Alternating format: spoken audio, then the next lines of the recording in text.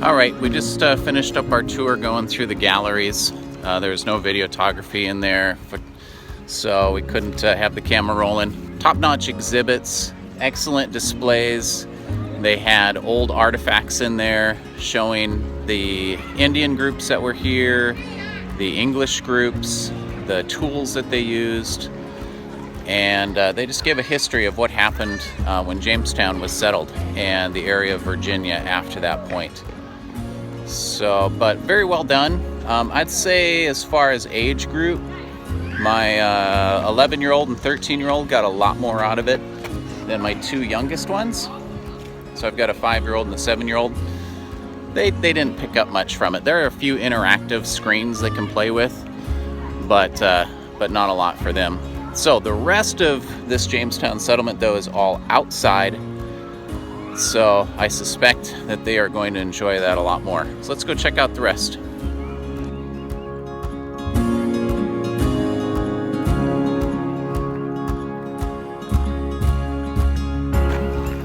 So this is a recreation of what they think the Indian villages looked like at the time. They've recreated the huts.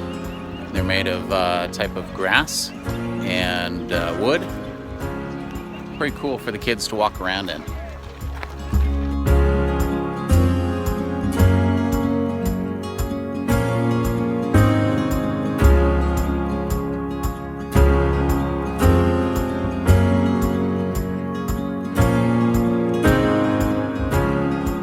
What is that, Tanner? A duster. A duster? What's it made of? Feathers. A feather duster? How would you get more done more quickly, did you think?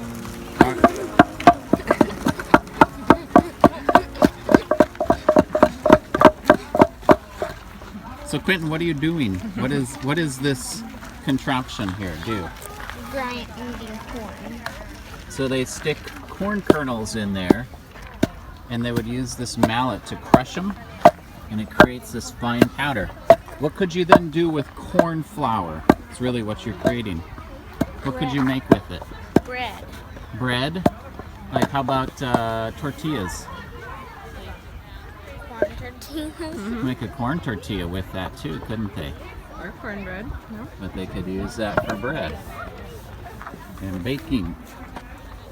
Would you like to have that be your job every day, all day? Depends on how long it'd be. What if it took like 3 hours every day to grind corn?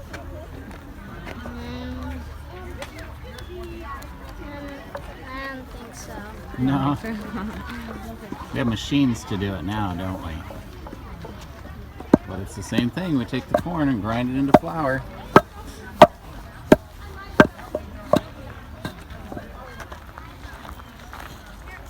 What you doing, Hunter? Scraping the fur off this skin. Oh, sure. That's like a deer skin.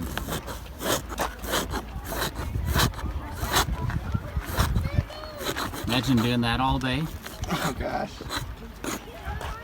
Not a lot of fun, huh? No. What are you using for a tool there? An oyster shell. An oyster shell. And scrape up and get that fur off the hide. Oh, that's There cool. you can make your own canoe. I like that. Digging. What are you doing, Tanner? Shaving. Scraping the hide?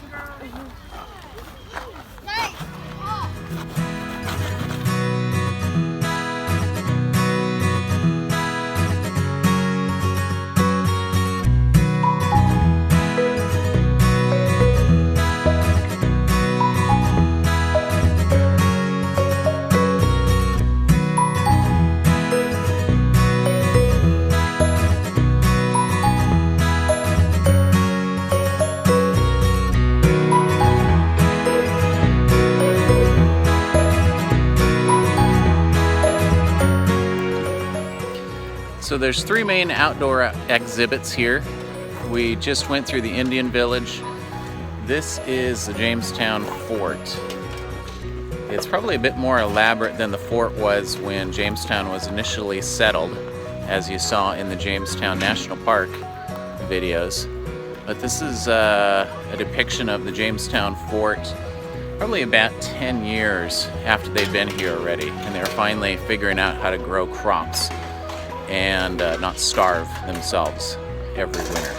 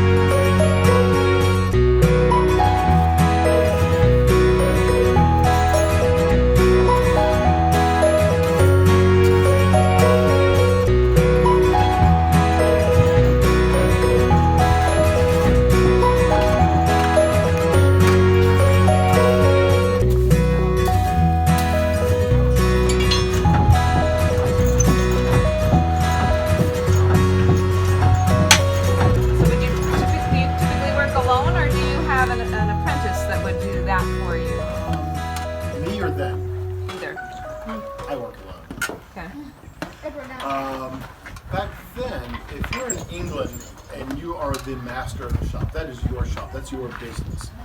And in your shop, you employ journeymen. Journeymen are the wage earners, they're professional, they're apprentice trained, and they're the ones that you're employing each day to work in your shop. You may employ them each day, and if you don't have work for them, you don't have to employ them for the day. And then the apprentices are the students. And how old are you, sir? 13. He's going to leave the house, right? You don't apprentice your own children. They leave, your son's out of your household by 14 and apprenticing in somebody else's shop. All right, now we're coming up on the premier outdoor exhibit.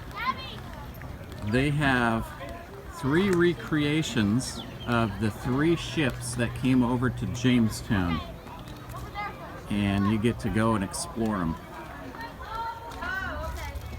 Looks like the first ship is called the Susan Constant. 116 feet long.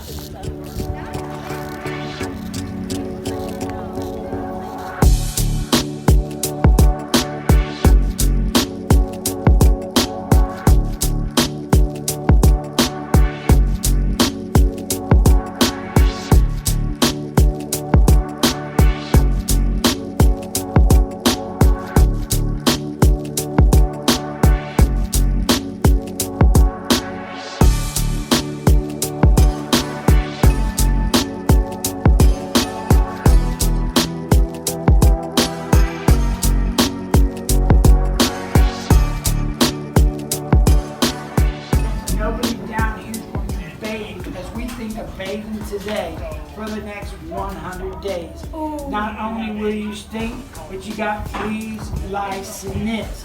The bed we sleep on is made out of straw. Give it about 30 days and bed bugs will come out and bite on them. As well. What a great place to hang out. Now, also living down, sir, don't go out the window. Sir, come back inside the window. Yeah, I don't need you guys to fall out of my gun ports. This pole back here goes to the rudder. And then, as you can see right in front of me, it connects to this rod, which goes up to the next floor. And it goes into what they call the captain's quarter, where they steer the ship. This leads to the captain's quarters. And see this stick right here? That simple stick is what's used. Does that move, Tanner? Can you lift it? That steers the rudder, which steers the whole ship. So there's no steering wheel, it's just a stick. Cool. Alright, the next boat, which is much smaller, is called the Discovery. Overall length 66 feet.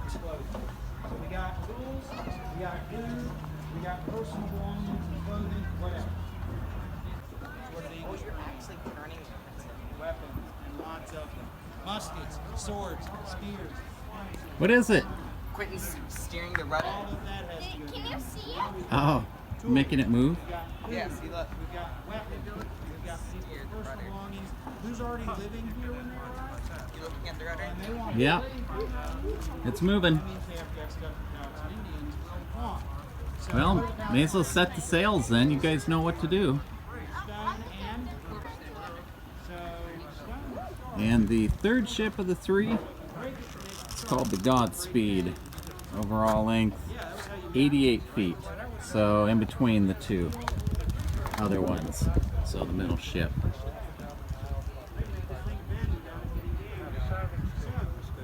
Would you love to stand up there on the open seas? That's one definition. It's actually a 30-minute timer. Okay. And that's what dominates your workday. So those 2 or 3 are working as crew. They're going to listen to that. They're going to hear bells rung up on the ship, anywhere from 1 to 8 times. And also during that, when you hear that bell, it's a good time maybe to figure out what direction you've been traveling during that half hour, because direction is kind of important when you're on the Atlantic and know landmarks, right? So every 30 minutes you check your direction, is that what you're saying? You're probably checking your direction the whole time you're sailing, but you're going to record it in 30 seconds. Okay. Alright, if it looks like I'm tired, it's because I am. This place is open from 9 in the morning till 5 o'clock at night.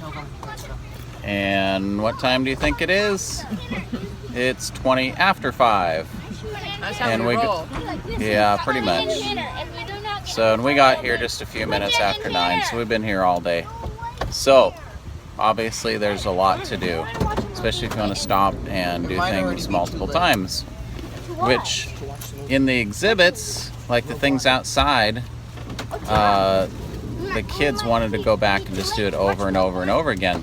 In the Indian village, they could scrape hide off of real deer skin, they could grind corn, dig out a canoe. So they spent literally a couple of hours there. Asha made rope. Wow. Did you like that, Ashlyn? Yeah. Quentin and Tanner, what was your favorite thing? The Indian thing.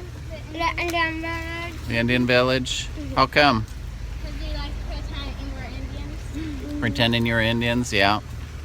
Alright, so as you can see and hear, everybody loved it there. Kind of as a wrap up to the Jamestown Settlement and to compare it to historic Jamestown, the national park.